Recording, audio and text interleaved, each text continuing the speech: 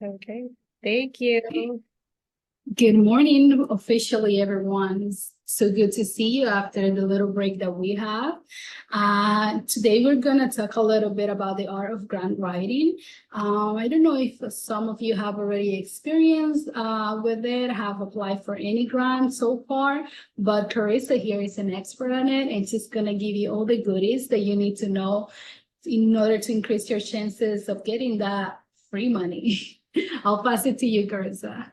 Yes, amen. Thank you, Maybelline. It's so good to be with all of you. Good morning. My name is Corissa Hernandez, and I'm really excited to have the opportunity to present on the art of grant writing. A little bit about my background, and I know it's a future slide. Well, might as well just move into it.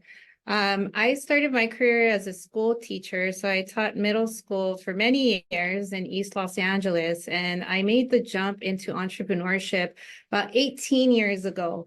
I started in the financial industry. I just felt moved and compelled through a life experience in which my dad retired from working 30 plus years for his company, and in the end, retiring with nothing. So it really piqued my interest in understanding why he didn't have access to information, why no one helped prepare him. And in trying to prepare myself for my own retirement, I realized that I really had a passion for financial literacy. And that was my very first business that we birthed back in 2008.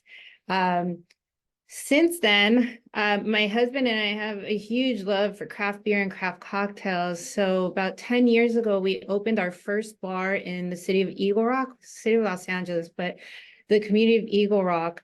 It was a craft beer and wine specialty bottle shop with a small bar tasting in the back. So it was a really cool concept where we got to experience retail and bar in one. 2 years later, we decided that we wanted to go ahead and move into opening a beer bar. And so we did that in the city of Burbank. And, we've made every mistake in the book as rookie bartenders, as rookie entrepreneurs. And so it started piquing my interest also into why is it that certain, communities don't have access to information when it comes to starting a business and making sure that there's a longevity to that business. There was an opportunity to open another bar in the city that I love that did so much for my family. It was our family's first home in the United States, and that was Boyle Heights. So we opened another bar called Chelas back in 2018. And that slowly kind of converted itself into a nightclub. We had this idea of like doing a chill craft beer bar, but the community showed up and really kind of morphed it into what they wanted to. And it's all about pivoting and making sure that you're keeping the audience happy, because at the end of the day, it's your clients that matter. So we were really happy doing that. And my husband was really inspired with the fact that we were able to open something in the neighborhood that meant so much to my family. So he wanted to do the same in his neighborhood that he was born and raised in, which is Highland Park. And as many of you know, Highland Park is quickly gentrifying and changing. So it was really important for him to create a space that holds true to the original Highland Park while also allowing folks to come and enjoy what it is to experience Mexico the way that we know it. So we opened Nativo, but the problem there was that we had bought Nativo in 2019, end of year. And that was right before the pandemic. We had no idea, like everyone else, that a pandemic was coming. And so when the pandemic hit, we were immediately like, what did we do? Let's get out of this. I mention all of that because being a bar owner of not just one bar, but four during such a brutal time through the pandemic, we were severely affected in the amount of mandates that we were facing from the city and shutting down and reopening. With every shutdown, we were left with, invoices and payroll and inventory. And whenever we were allowed to reopen, we would do so immediately, but it'd be like starting a new business all over again. And so I took it upon myself to find every resource available. And one of the biggest resources for us to survive that pandemic was grants. And so I became so passionate about grants and how to apply and how to be successful at getting grants that I wanted to share with other people who were our business neighbors or friends who own businesses, because I wanted us all to come out in the end successful. And I'm really proud to share that throughout that time and over my 4 businesses, we were successful in gaining close to $400,000 in grants over that time. And so I'm really honored to be working along Food Access LA to talk about grants and sharing what I learned during a very hard time and feel like I've mastered along the way, so that you all can have the same access to information and be successful in your process with grants. So what is a small business grant? The most important thing to know about a small business grant is that it's free money. This is money that you will never need to pay back to anybody. It's given to you because the grantor really liked your story. They really liked what you stood for, your mission, your business. And so they gifted you this money so that you can continue moving forward with your business and expanding in areas or growing your business or just, paying rent. There's all kinds of grants that are available out there. But it's really important to understand how you position yourself to be that grant recipient, because at the end of the day, it's all about how you positioned yourself and how you wrote the application for you to be granted the grant. So grant funding, like I mentioned, is free money. And I put that in caps because, this is not a loan with interest. This is not giving up equity to anybody. It is absolutely free money. And so that's very powerful, especially for those of us who are just getting started with our business and need access to funding. This is one of the most creative ways to access funding for your business without any strings attached. So one thing that I always feel is important to talk about when we're discussing grants is that even if we go through this course, even if we apply for the grant, it is not guaranteed that we will get it. I faced a number of no's before I started getting the yeses. So it's very important that you do not become discouraged because you got a couple no's. The yes is coming. I always would tell myself, okay, I got this no out of the way, the yes is getting closer. I got this no out of the way, the yes is getting closer. And even though I've had a tremendous amount of success with grants, that doesn't mean that I get every single one of them. I just applied for 5, I got none. So it's just really putting yourself out there, making sure you're going through the motions and speaking to the grantor. But trust me, the more you apply, the more likely you are to be granted something. But please do not be discouraged by a no. So let's talk about the different types of grants. This is something I learned as I was navigating grants and figuring out where do I find them and all that good stuff. There are different types of grants, and they all come from different structures, right? So one popular type of grant is a government grant. So government grants are those that are provided to you through either the federal government, the state government, or local government. So local would be the county or the city. And, as I meet people and host these courses, I start learning more and more and more about how many county grants are out there that sometimes we don't even know about. It's just not the best way that the government positions grants. They just kind of like put it on a platform for you to like go and look for. And we'll talk about how you do that in a little bit. But with federal grants, those are coming from the federal government. Usually when a federal grant is available is for disasters. So I think there was a restaurant recovery grant. That was a federal government grant, and that was put in place because of the pandemic, and they were trying to do everything possible to make sure that the restaurant and bar industry survived it. So that was a federal grant. Now with state grants, I believe it was 2 years ago, there was the American Rescue Act. And what that did was it dispersed money from the federal government and allocated it to each state. And the state was responsible for deciding how they would kind of disperse the funds in grants. And so when it comes to that, that means it's a state grant. Now, when the state gets it and they say, okay, you know what, it's best if we just kind of break it down per county.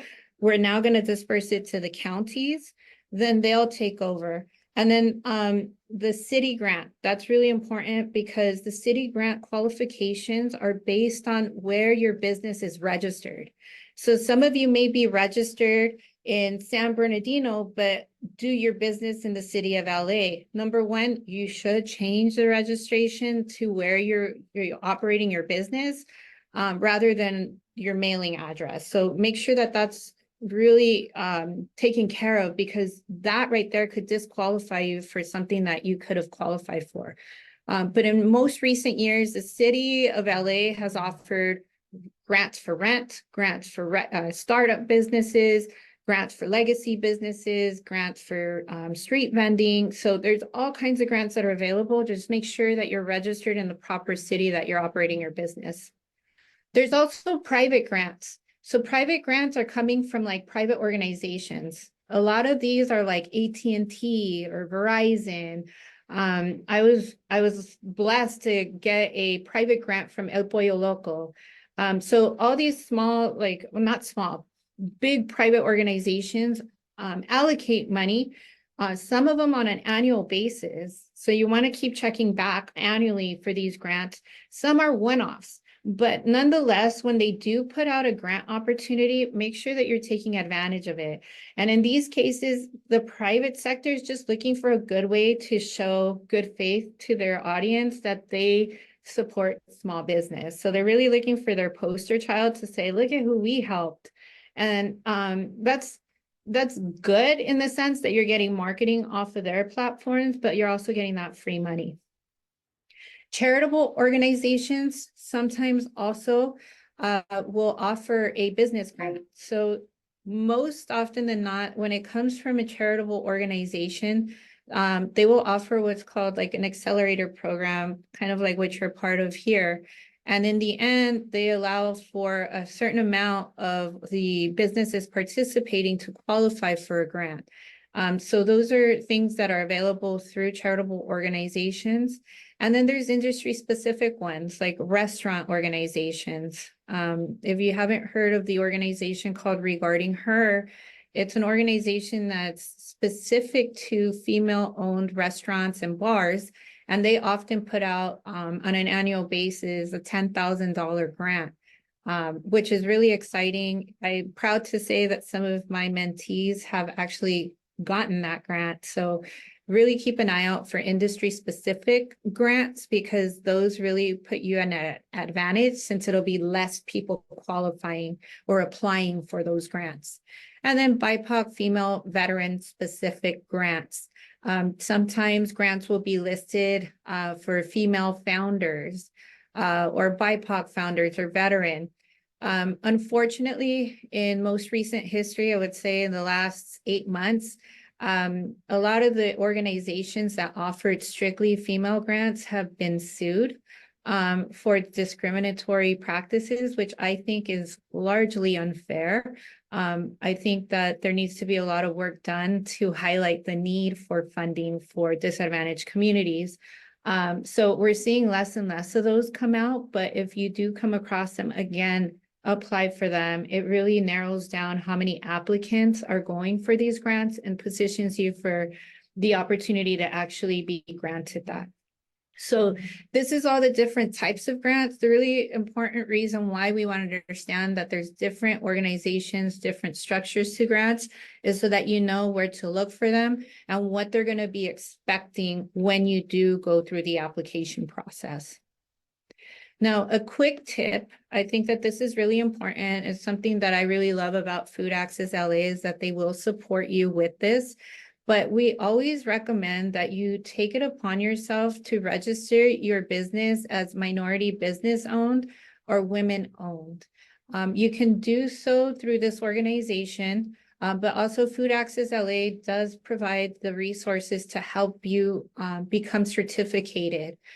Reason why you want this is because it does position you when it comes to grants. Not all of them will ask you if you are MBE certified or women-owned certified, but when they do, it really adds to your powerhouse of how you're positioned to be qualified for that grant. So It does take some time to get this underway, but I highly, highly encourage it. It's something that really helped me in qualifying and winning some grants.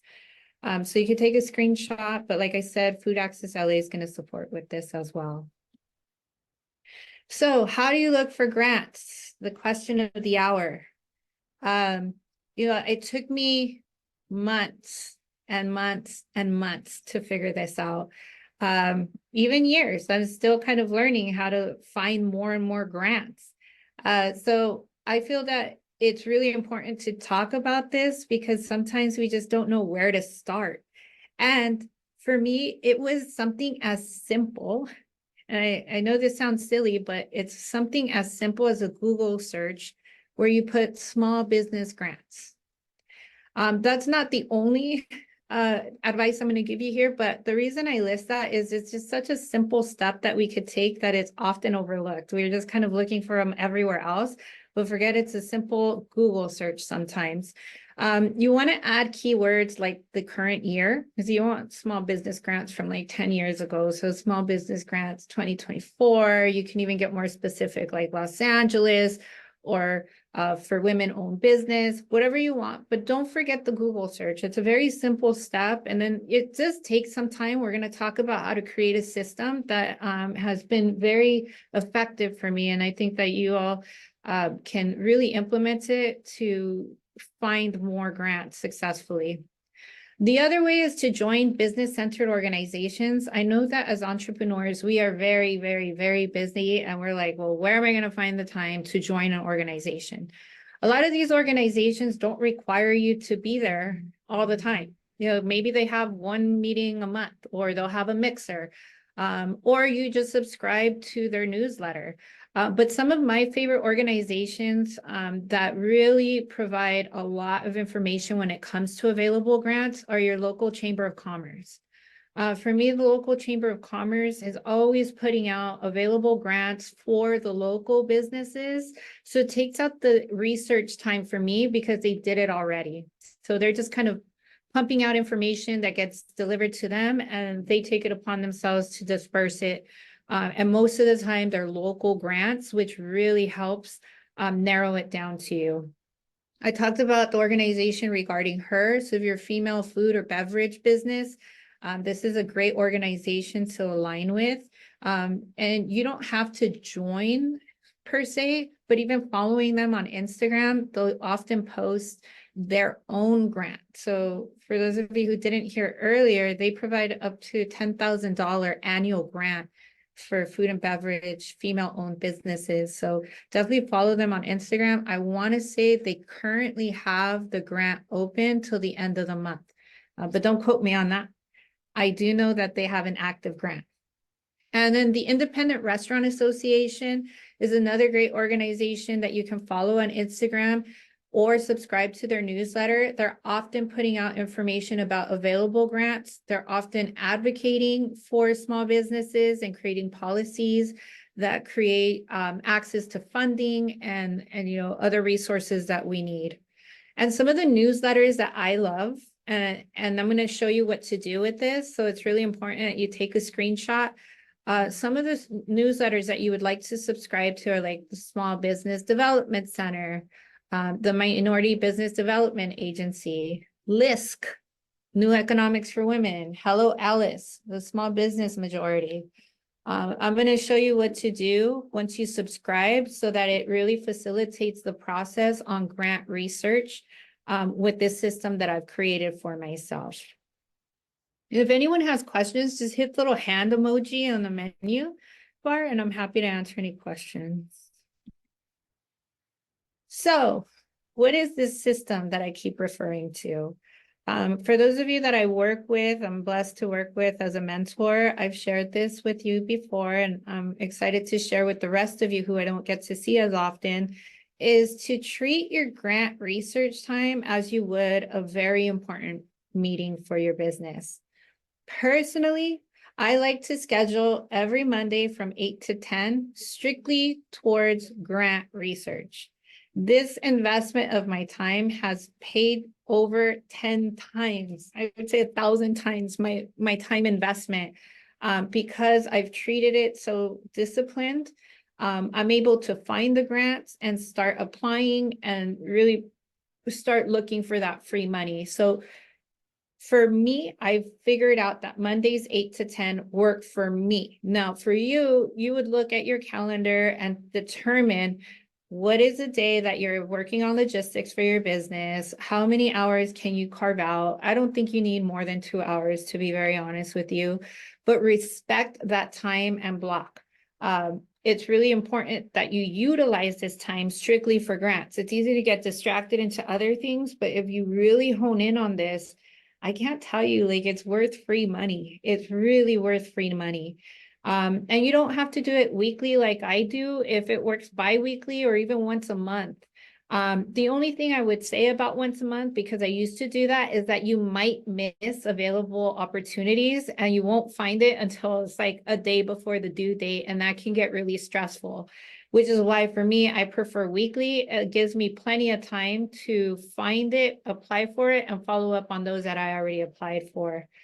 And then I always encourage you to share. Sharing is caring. So anything you come across, it's the universe's way of like, you give to get. So it's nice to support friends who are in similar situations looking for funding.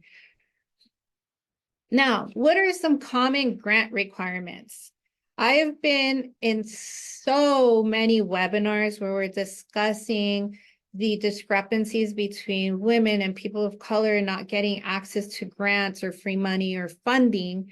And it has to do with a lot of things, but one of the number one things that I find in common with a lot of us who aren't getting the funds is that we have not been coached on having the basics in order, okay?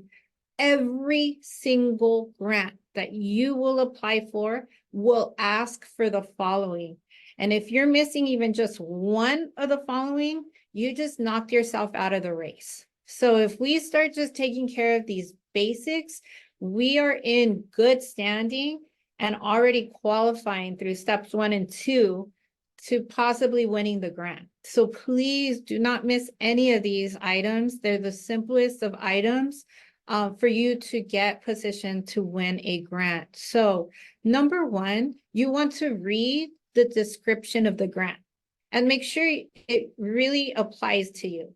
In the beginning, I was applying to everything only to find out, oh, this one's only for businesses in Atlanta.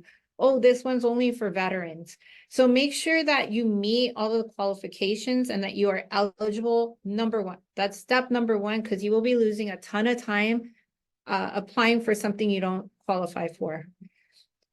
Number 2, that you have your legal business name. Now, I'm pretty sure everyone here has already registered their legal business name and has a business structure.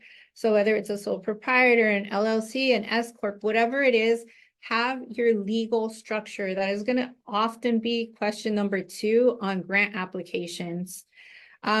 Your business EIN. So this is kind of like your business social security number, your tax identification number. Have your business EIN. If you don't have this, you're already out. They've counted you out. This next one isn't always necessary, but I've learned that when it has to do with government grants, especially the federal grants, you're going to be asked for something called a DUNS, which more recently has become known as a SAMS, S as in Samuel, A, M as in Michael, S as in Stephanie, SAMS. So in the past, it was known as DUNS. Now it's known as SAMS. It's really simple. You could literally Google SAMS and it takes like 15 minutes to follow the prompts, and then it's going to give you a SAMS number. This is just registering with the government that you're an actual business. Why you need to take this extra step when you already have an EIN and a business structure, I want to say, from what I've been told, is kind of like your business credit, but there's really never any type of credit looked at. There was 2 times I went to apply for a federal grant, And then I was very close to the deadline date, and it was such a stressful situation having to figure out how I apply for my SAMS number to make it in time for the deadline of the application. So having this ahead of time is really beneficial to, your streamline of applying for the grant. A business address. So this is the address that you've registered on your legal docs. So if you have this on your legal docs, that's the address that you will use on the application. And then also a business website. I've met with a number of businesses that are like, oh, I just haven't set up my business website yet. Oh, well, I'm thinking about what I'm going to make my website look like. It can be simple. Keep it simple.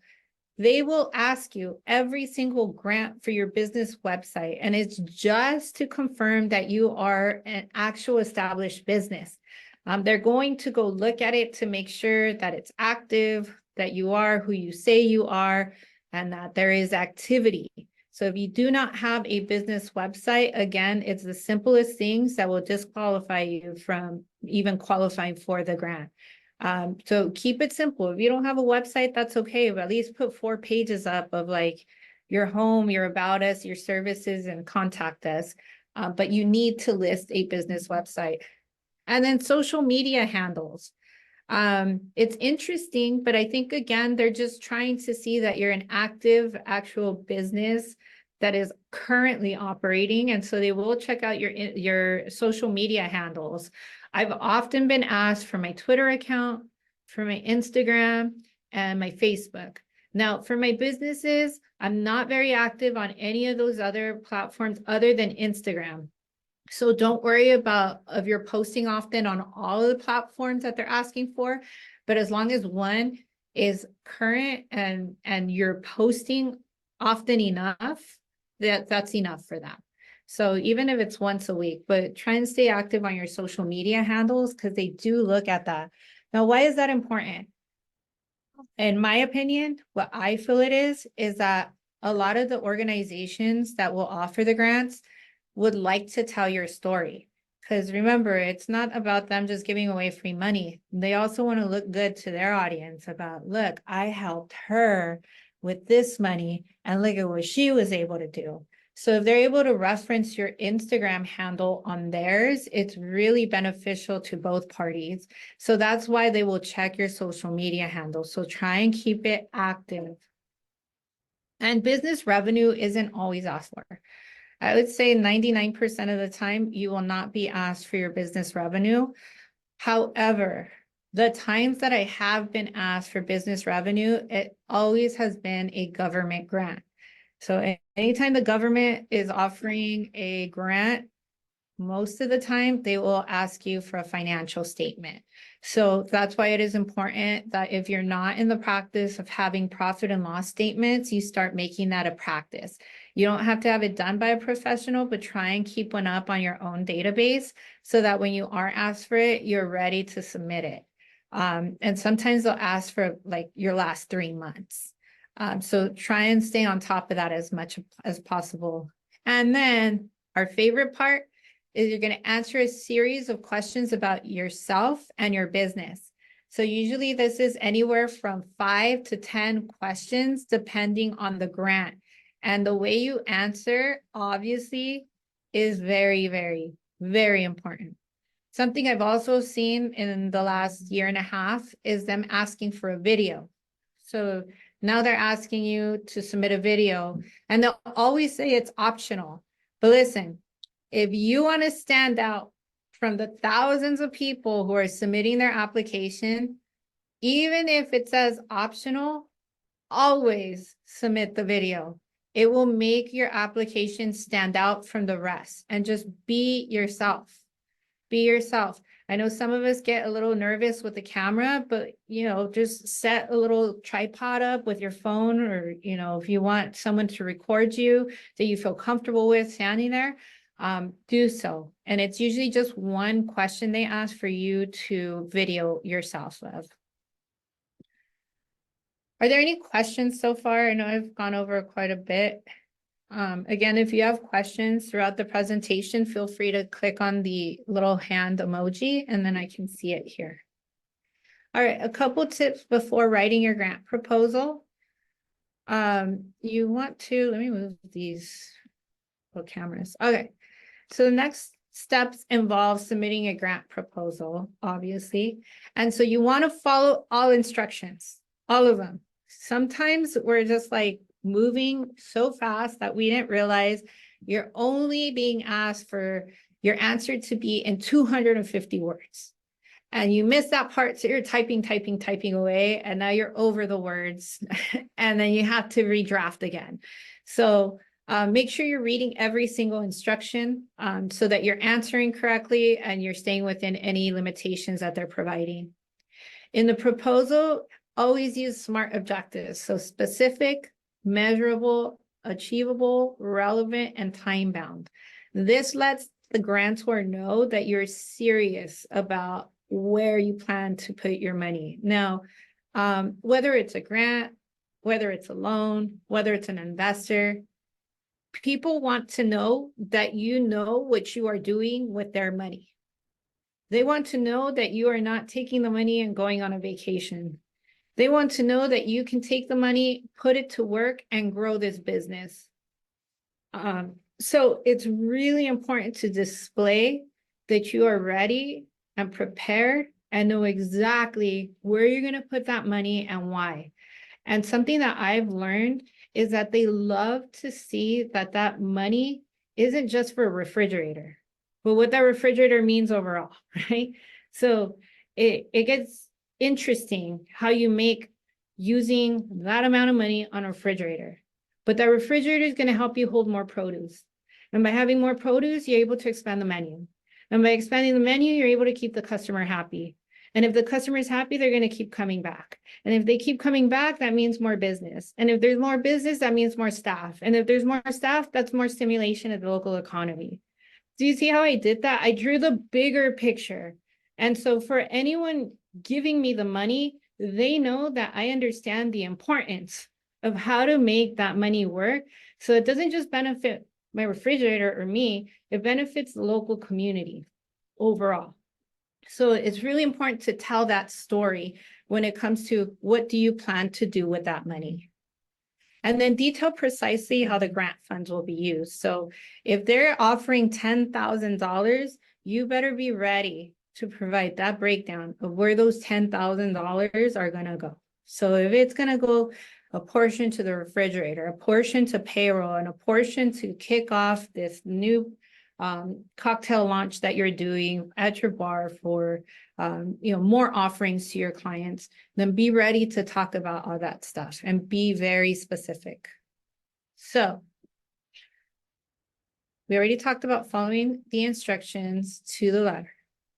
Number 2, this is the most important. I want you to imagine this. You are the grantor and you tell people you're giving them $25,000.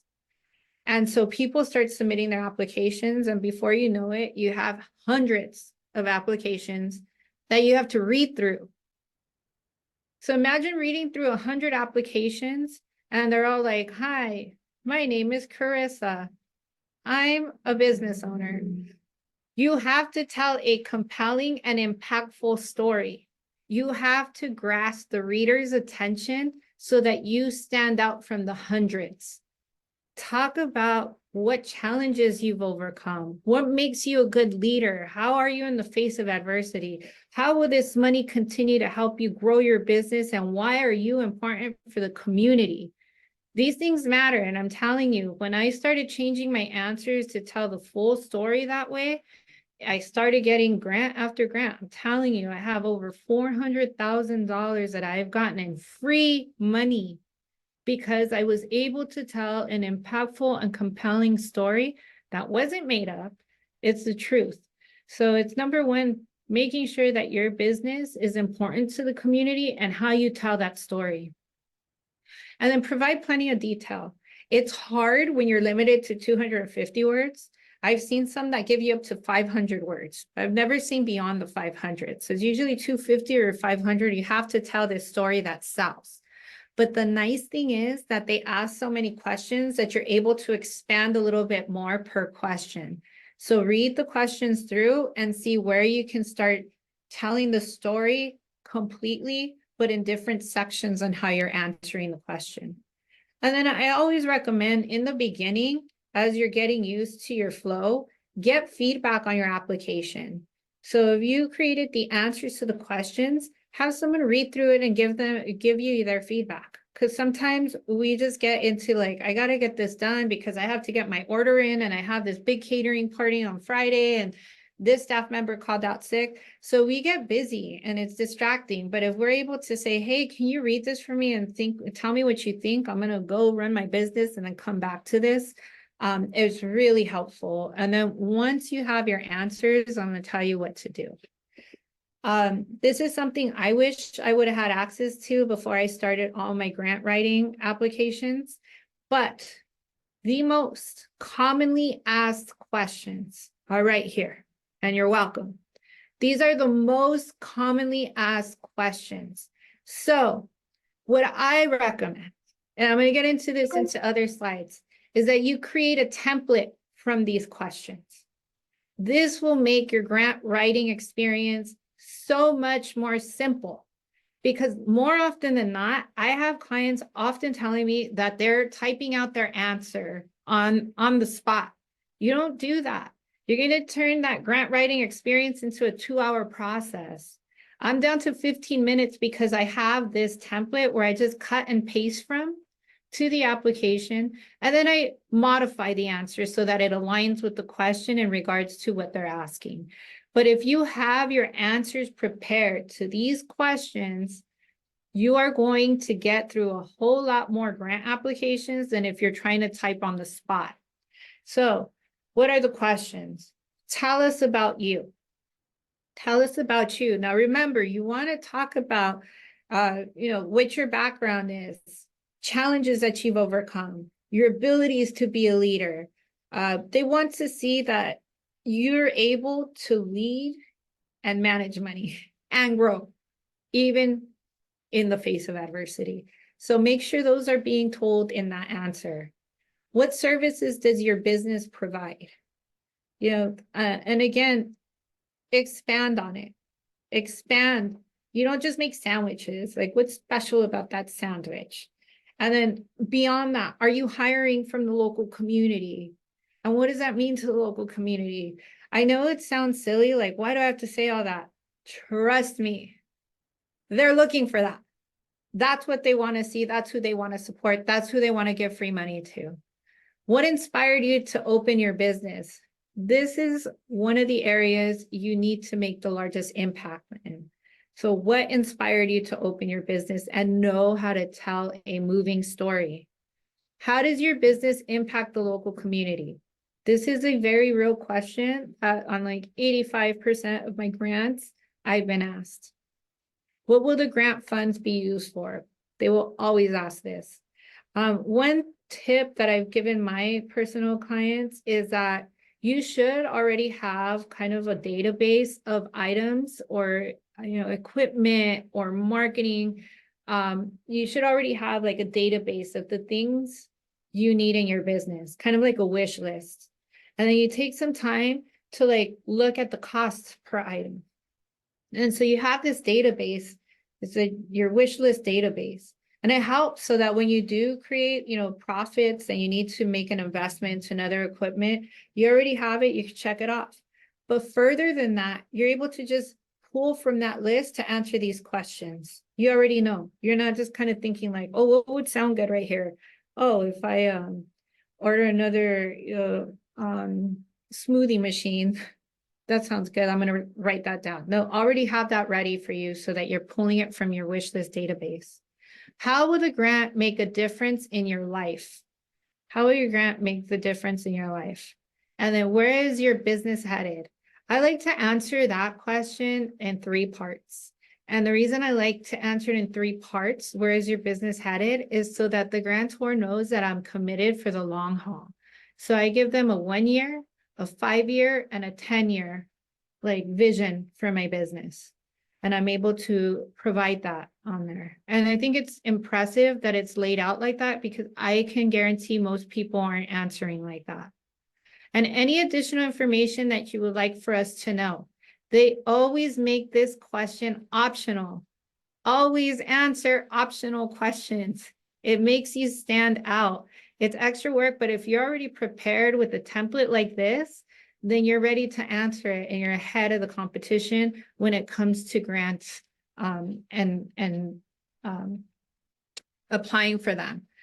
On this next page, I'm going to give you how to utilize that template.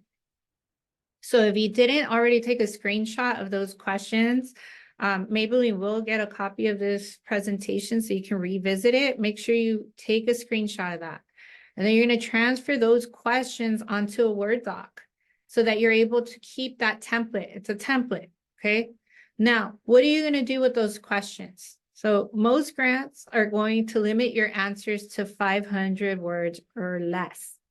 For each question that was listed, you're going to answer 2 answers.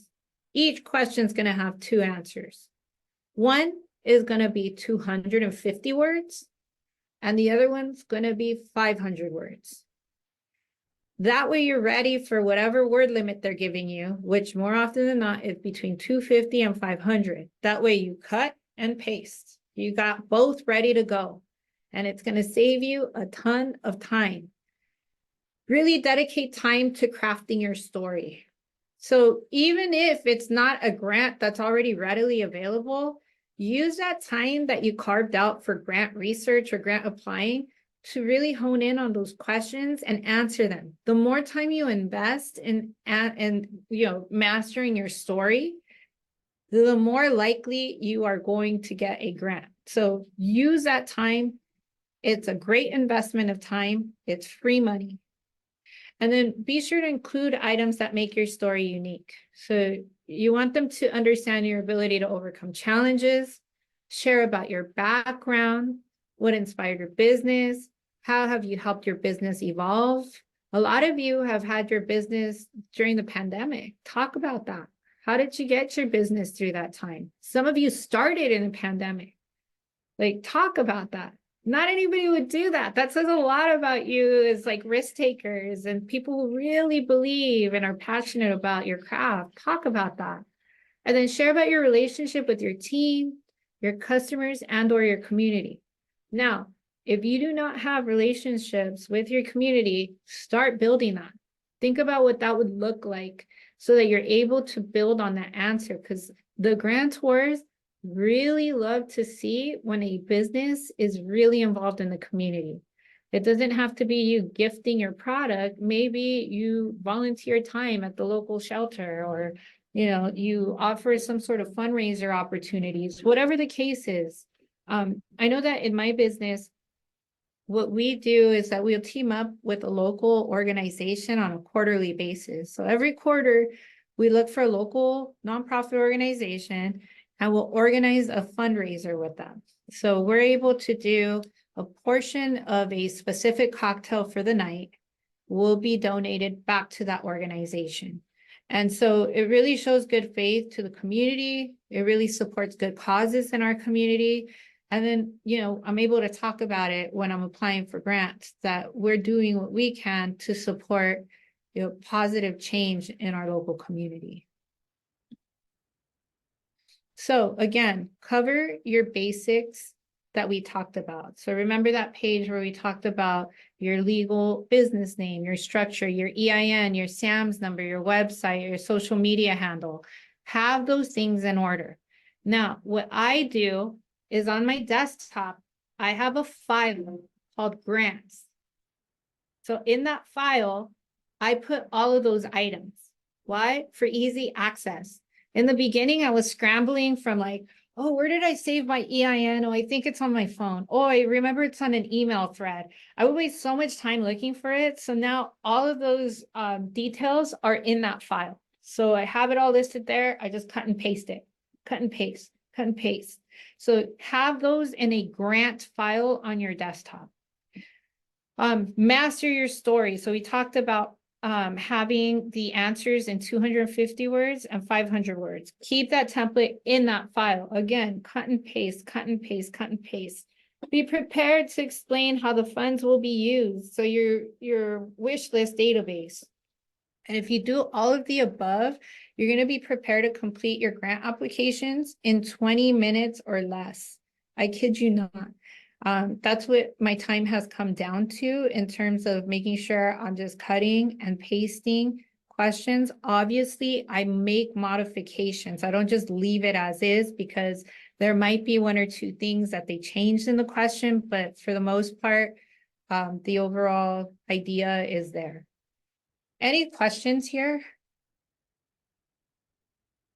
Okay, we'll have questions and answers in a little bit. Okay, so plan around deadlines. Now, one thing I also do is in that same grant file that I have on my desktop is I create a database. So it's a spreadsheet. And on the left, I put date found. So the date that I came across the grant.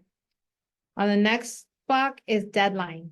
So that way I know what to give priority to. So if I see the deadlines there, I know which ones to move up so that I work on those during my blocked off time.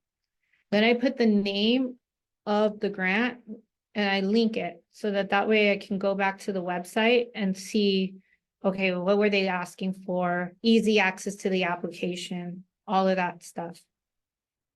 Next, I put a submitted box.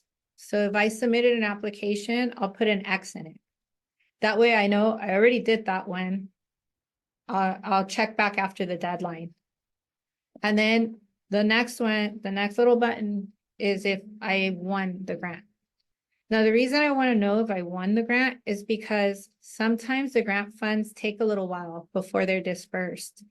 You know, some will pay you in 2 weeks, some will take 3 months. That's just how it is. And it's not, you know, sometimes those funds that come from the government, they take a while. It takes a while. So you want to make sure you're still following up. Sometimes I would forget about a grant and be like, did they pay me on that or did they not? So obviously it was easy to send an email, but this way I would track it and I would know, okay, they said 3 months. This is the day I should check back in. So if you have this tracking system, the more organized you are around this, the more likely you are going to get grants. It's a proven system. You have to be organized because you already have a lot of other things going on. Having to come back to this chart and keep you organized really saves your mental sanity, trust me. So that's what the database should look like. And always have sufficient time to gather the documents. So if you don't have that file and you have to look through everything to find all your business basics, it's going to take you a little while. But if you have that file ready, give yourself time to just make sure you're uploading things the way they're supposed to be. You submitted everything. You made your little video. You submitted that as well. And now you're at peace. On to the next. And then notice of award for receiving a grant. So once you see on your database that you've submitted, you see the deadline, you want to start keeping an eye in your email inbox. So going back a few steps. Remember when I told you it's really important to subscribe to newsletters so that you're getting grant information? What I did, because I started getting overwhelmed with an inundation of newsletters in my personal email inbox, I created a separate email strictly dedicated for grants. So I use that email address to subscribe to the newsletter. That way, I just check that inbox during that time I blocked off and I type grants in the search box.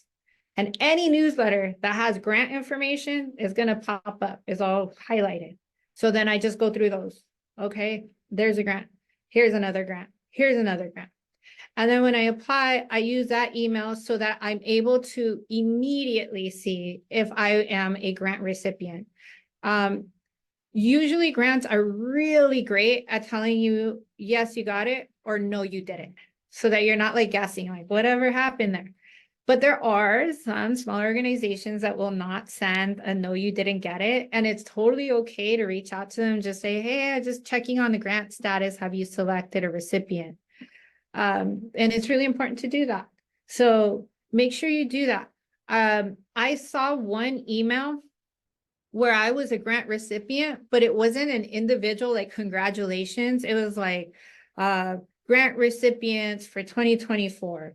And then I open it, it was like this long list of names.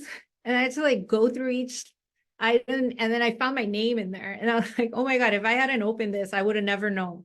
So just make sure you're keeping up with any notice of award for receiving grants. And so having a separate email address for that will really help keep everything streamlined in one email inbox so that you're not overwhelming yourself or your email inbox. And post-award phase, most people don't ask for anything. They'll just send you the check and give you a pat on the back and congratulations. But some will ask for you to show up to a Zoom where they have all the grant recipients, or they'll host a little mixer so all the grant recipients can meet each other, or fill out some forms like your 1099 and your bank account and all that. And if you don't do that, you don't get the grant. So it's really important that you're looking at the post-award requirements so that you're not missing anything.